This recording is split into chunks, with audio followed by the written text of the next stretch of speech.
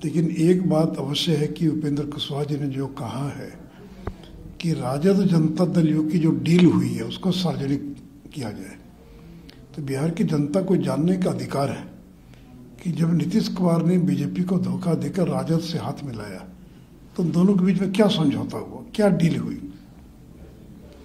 क्योंकि जगता बाबू जो प्रदेश के अध्यक्ष उनका बयान आया कि 2023 के प्रारंभ में तेजस्वी मुख्यमंत्री बनेंगे और नीतीश कुमार राष्ट्रीय राजनीति करेंगे। फिर उनका बयान आया कि बड़ी चीज़ हासिल करने के लिए छोटी चीज़ों का त्याग करना होता है।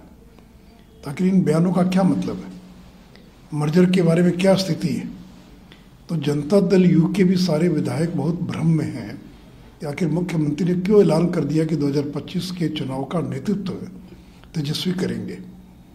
तो इन सारी बातों को लेकर पूरे बिहार में एक असमंजस की स्थिति है।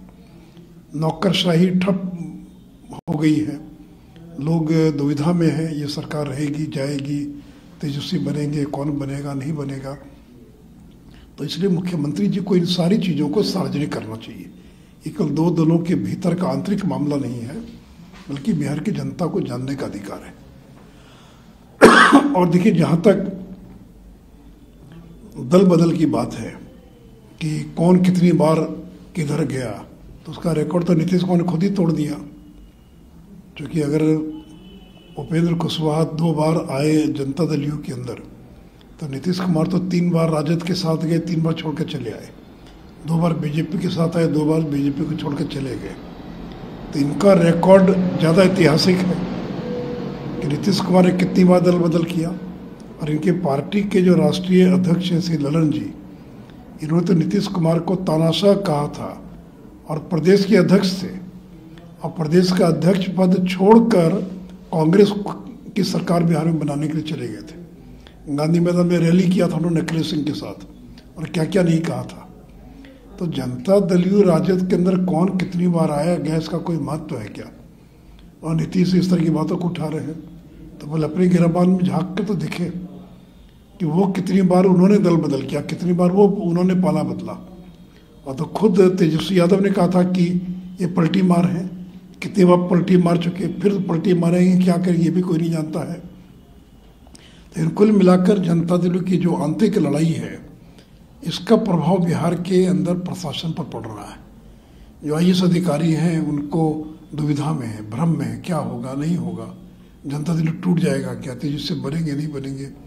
तो इस पूरे भ्रम को समाप्त करना चाहिए और नीतीश कुमार को सारी बातों को सार्वजनिक करना चाहिए। डील को लेकर के बड़ा रिजिड है उपेंद्र कुशवाहा, कह रहे कि डील को सार्वजनिक करिए, कम से कम आप कमजोर हो गए हैं, आपको मैं मजबूती देना आया हूँ, आपके पीछे मैं खड़ा हूँ, अभी भी खड़ा हूँ, मैं आप पार्टी नहीं छोड़ूंगा। लेकिन भाई कमजोर तो हो ही गए ना, नहीं तो 44 सीट कैसे जीतते। भी जो जिस दल का एक समय में 110-15 विधायक हुआ करते थे, उसके उस पार्टी के विधायकों की संख्या घटकर 44 पर पहुंच जाए, तो ये क्या दिखलाता है कि नीतीश कुमार की क्षमता खत्म हो गई है। वोट दिलाने की उनकी जो शक्ति थी वो उसमें ह्रास हो गया है। अब वो वोट ट्रांसफर करने की क्षमता नहीं रखते, यानी अब कोई उनको अपने साथ रखना नहीं चाहता है। भाई रखता कौन है, ताकतवर को रखता है। अगर 2 दलों में गठबंधन तब होता है जो दोनों ताकतवर होते हैं। लेकिन नीतीश कुमार की वोट दिलाने की क्षमता खत्म हो गई है, इसलिए वो बोझ है, चाहे वो NDA हो चाहे RJD हो, महागठबंधन, किसी भी गठबंधन के नीतीश कुमार बोझ है। तो इस बोझ को अब अपने कंधे पर कोई उठाने के लिए तैयार नहीं है, और कम से कम NDA तो बिल्कुल तैयार नहीं है। KCR ने थर्ड फ्रंट को लेकर के मीटिंग बुलाई थी, उसमें सभी नेताओं को बुलाया था, लेकिन अभी सचिवालय का उद्घाटन होने जा रहा है, उसमें नीतीश जी को न्योता दिया था, लेकिन ललन सिंह जा रहे। देखिए पता नहीं क्या इनका गेम है। अभी जब खम्भम के अंदर रैली हुई, जहाँ अरविंद केजरीवाल गए, D राजा गए, पंजाब के मुख्यमंत्री गए, और अखिलेश यादव गए, लेकिन नीतीश जी को निमंत्रण भी नहीं मिला।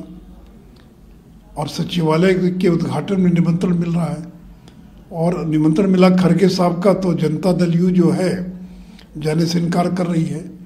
तो देखिए ये नाटक यूं ही चलता रहेगा, ये कभी एक हो नहीं सकते। और लोगों को भी मालूम हो गया है कि अब जनता दल यू का कोई वजूद बिहार में नहीं बचा है। तो जो प्रधानमंत्री बनने का सपना देख रहे हैं, उनकी कमजोरी सभी नेताओं को ध्यान में आ गई है कि अब ये नीतीश कुमार उनकी पार्टी में कोई दम नहीं बचा है। इसलिए कहीं निमंत्रण मिलता कहीं नहीं मिलता, नहीं तो इतनी बड़ी रैली खम्भम के अंदर 2 लाख 4 लाख लोग थे, क्यों नहीं बुलाया नीतीश कुमार को? और सचिवालय के उद्घाटन में बुला रहे हैं, जो पॉलिटिकल रैली थी वहाँ नहीं बुलाया और सचिवालय के उद्घाटन के अंदर बुला रहे हैं। तो इसलिए देखिए ये इनका आपसी जो इनकी लड़ाई है, विपक्षी दलों के भीतर का आपसी जो स्पर्धा है, वो स्पर्धा यूं ही चलने वाली है, चुनाव तक चलने वाली है। एक कभी न एक हुए हैं और न कभी एक हो पाएंगे। नमस्कार, मैं हूं मानक गुप्ता। अगर आपको हमारा ये वीडियो पसंद आया हो तो इसे लाइक और शेयर जरूर करें, और हाँ, हमें सब्सक्राइब और फॉलो करना ना भूलें ताकि आप देश और दुनिया की कोई खबर मिस ना करें। तो जुड़े रहिए हमारे साथ और देखते रहिए न्यूज़ 24।